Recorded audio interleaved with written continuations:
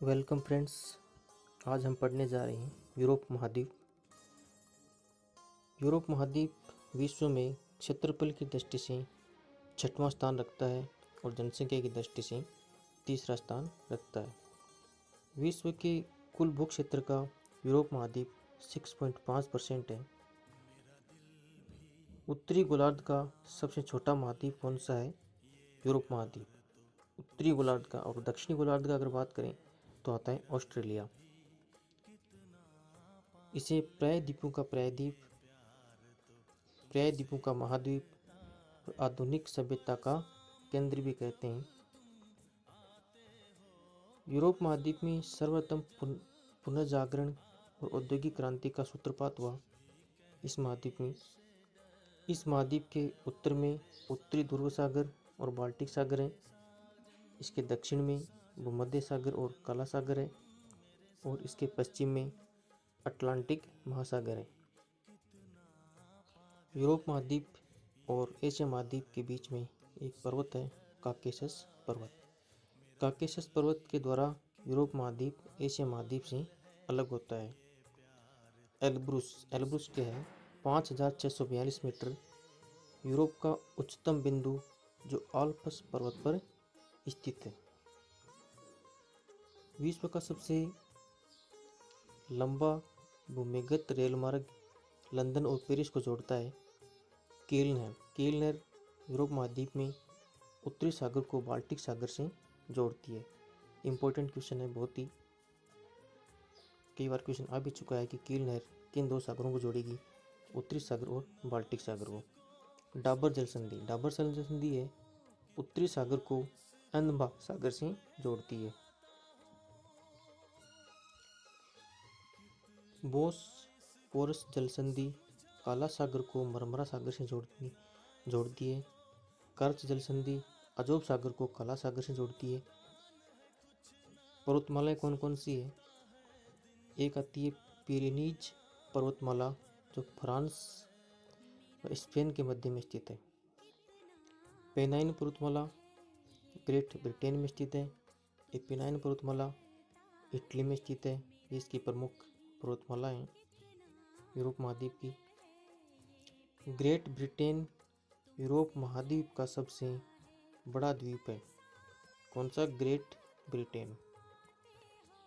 अब देखिए स्कैंडिनेविया देश कौन कौन से हैं? Norway, Sweden, Denmark, Iceland. इन देशों के समूह को हम स्कैंडिनेविया देश कहते हैं। बाल्टिक देश कौन कौन से हैं? लाटविया, लिथुआनिया और एस्टोनिया आदि देशों के समूह को हम बाल्टिक देश कहते हैं। 1991 में सोवियत संघ के विघटन के बाद ये देश बने। नदियाँ कौन कौन सी यूरोप महाद्वीप में? एक नदी है डेन्यूब नदी जो आल्प्स पर्वत से निकल करके काला सागर में गिरती है और संसार में सर्वाधिक 8 देशों में बहने वाली यह नदी है। एक नदी है टेम्स नदी पेनाइन पर्वतमाला ग्रेट ब्रिटेन से निकल करके उत्तरी सागर में गिरती है और लंदन इस नदी पर स्थित है। पो नदी जो है एपिनाइन पर्वतमाला से निकल करके एड्रियाटिक सागर में गिरती है और इटली देश की गंगा इसे कहते हैं। इस नदी को, पो नदी को, इटली देश की गंगा।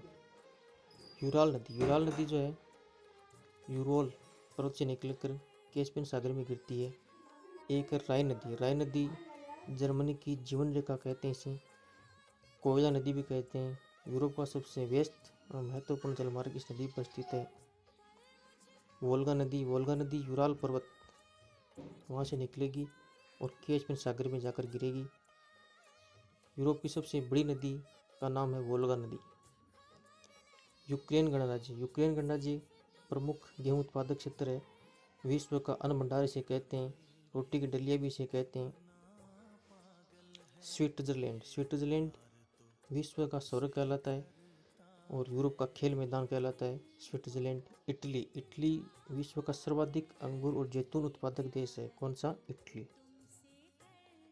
फ्रांस को सूरा और सुंदरियों का देश कहते हैं और फ्रांस की शैंपेन शराब विश्व प्रसिद्ध शराब है।